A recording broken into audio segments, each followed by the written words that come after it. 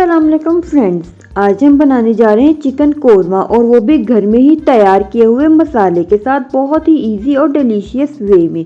तो चलिए अपनी रेसिपी को स्टार्ट करते हैं। सबसे पहले एक कढ़ाई के अंदर कुकिंग ऑयल को शामिल करके उसे गर्म कर लेंगे। गर्म हो जाने पर करी पत्ता, सब्ज इलायची, लौंग, अदरक लहसुन का पेस्ट और हरी मिर्चें शामिल करके इन सब चीज़ों को कड़कड़ा लेंगे। जब इस तरह से कड़कड़ाना शुरू हो जाए तो फिर अच्छी तरह से वॉश किया हुआ चिकन शामिल कर देंगे और इसकी भुनाई करेंगे। तब तक भुनाई करनी है जब तक कलर चेंज ना हो जाए।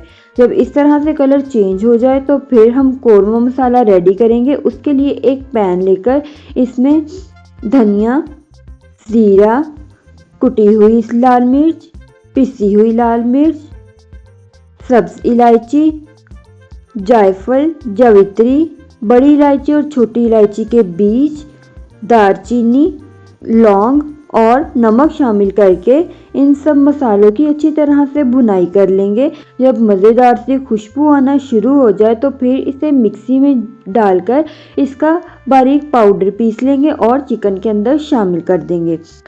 साथ ही नमक शामिल करके इसकी अच्छी तरह से भुनाई करनी है ताकि मसाले का कच्चापन ख़त्म हो जाए।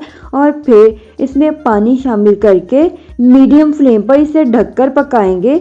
और तब तक हम एक पैन लेंगे और उसके अंदर कुकिंग ऑयल शामिल करके अच्छी तरह से गर्म कर लेंगे। प्याज शामिल करके इसे गोल्डन कलर आने तक फ्राई करेंगे। जब इस तरह से क्रिस्पी भी हो जाए और गोल्डन भी हो जाए, फ्लेम को ऑफ कर देंगे और इसे एक जार में निकाल लेंगे। इस तरह से जार में निकालने के बाद इसके अंदर दही शामिल कर देंगे और इसे ग्राइंड करके इसका बारीक पेस्ट बना लेंगे। पेस्ट बनाने के बाद चिकन भी देखिए अच्छी तरह से टेंडर हो चुका है और पानी भी ड्राई हो चुका है। अभी इस पेस्ट को इसके अंदर शामिल कर देंगे और इसकी 1 मिनट तक भुनाई करेंगे और अच्छी तरह से मिक्स कर लेंगे।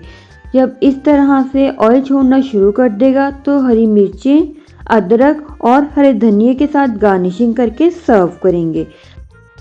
हमारा मज़ेदार सा और घर के ही तैयार किए हुए मसाले के साथ चिकन कोरमा रेडी हो चुका है।